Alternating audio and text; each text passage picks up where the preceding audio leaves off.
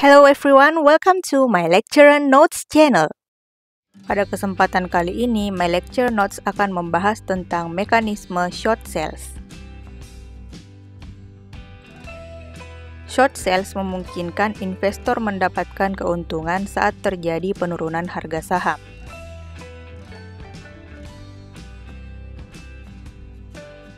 Mekanismenya adalah sebagai berikut. Investor meminjam saham dari pialang dan menjualnya.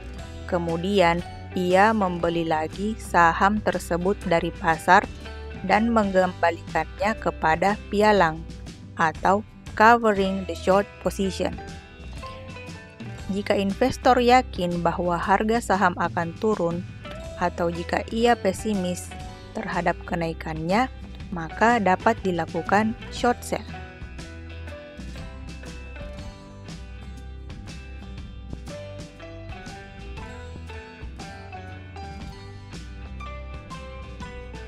Contoh dari short sell adalah sebagai berikut.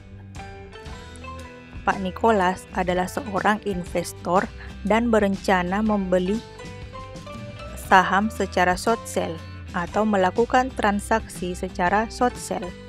Kemudian ia memutuskan untuk membeli suatu saham, anggaplah saham X kepada pialang saham dengan jangka waktu yang telah disepakati. Harga dari saham X pada saat itu adalah 12.000 per lembar. Pada saat itu juga, ia memperkirakan bahwa harga saham akan turun menjadi 9.000 per lembar. Nah, disinilah mekanisme short selling dimulai. Ia menjual saham pinjaman senilai 12.000 sesuai dengan harga pada saat itu. Ternyata setelah beberapa waktu harga saham tersebut turun menjadi 9.000 sesuai dengan dugaannya.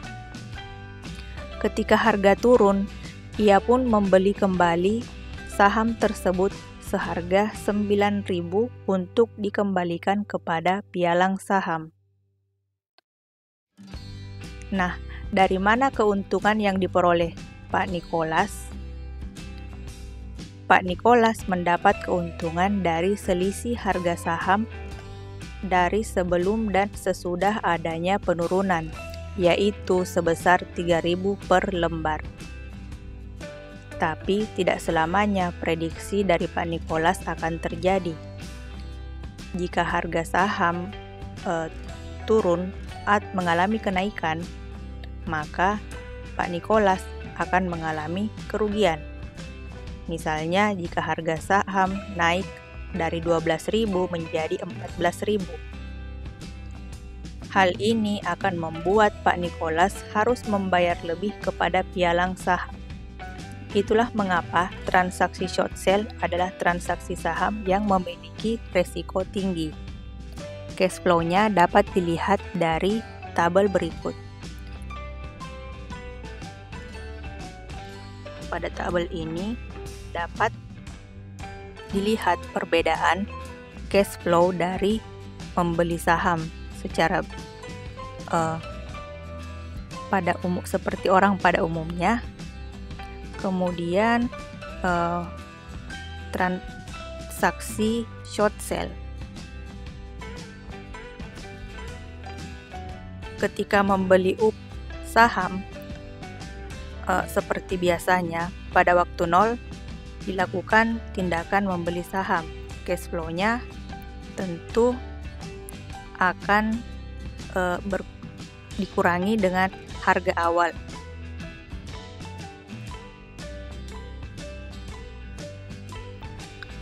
Pada waktu 1 menerima dividen, lalu menjual saham, sehingga cash flow-nya adalah harga akhir ditambah dengan dividen. Dengan demikian, keuntungan diperoleh dari harga akhir ditambah dengan dividen dikurangi dengan harga awal. Selanjutnya, apabila dilakukan short sell,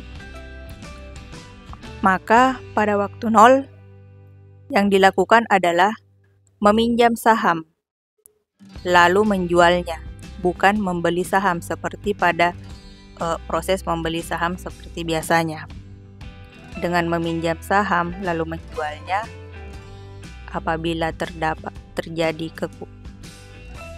penurunan harga saham, maka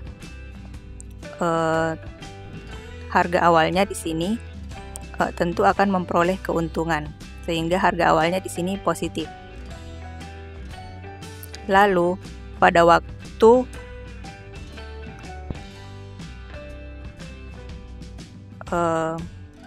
setelah meminjam saham atau pada waktu ke-1, maka dilakukan pengembalian dividen dan membeli saham untuk dikembalikan kepada pialang.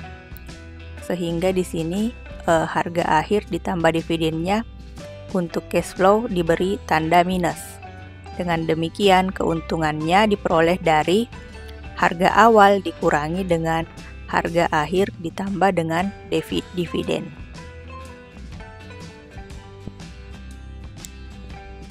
Nah, mari kita lihat contoh berikut.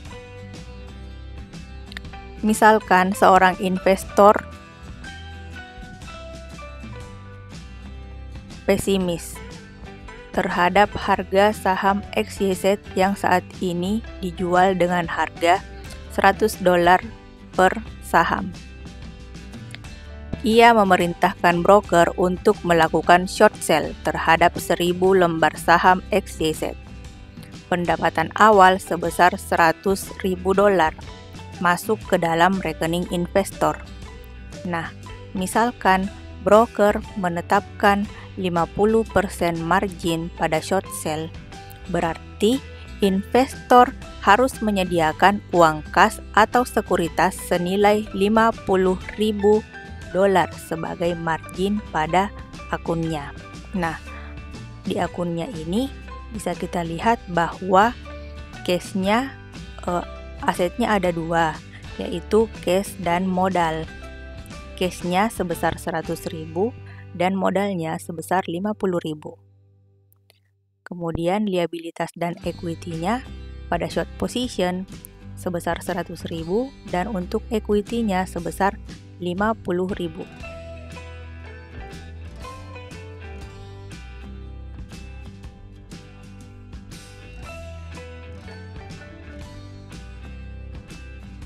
Nah, untuk margin awal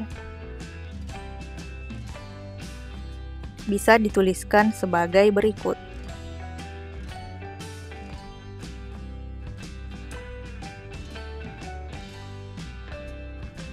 Margin awal dirumuskan sebagai equity dibagi nilai pinjaman.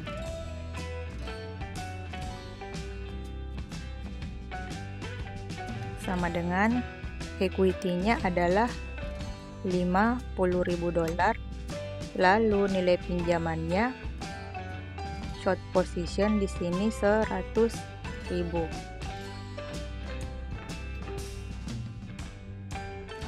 Sehingga margin awalnya sebesar 50%.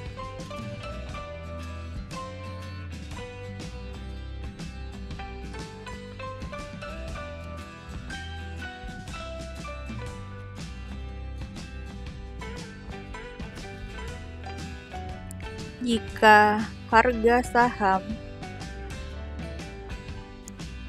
turun ke $70, maka keuntungan bisa dituliskan sebagai berikut. 100.000 dikurang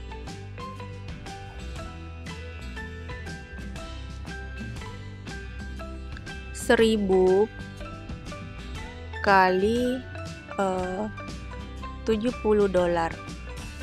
sama dengan $30.000. Lalu Return on investment-nya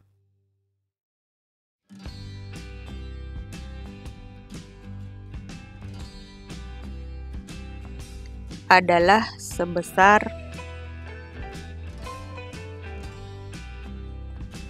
30.000 dibagi dengan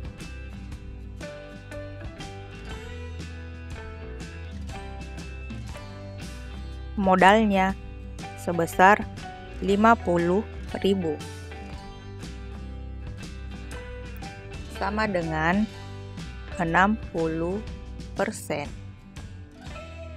Sampai di sini dulu my lecture notes kali ini. Thanks for watching and see ya!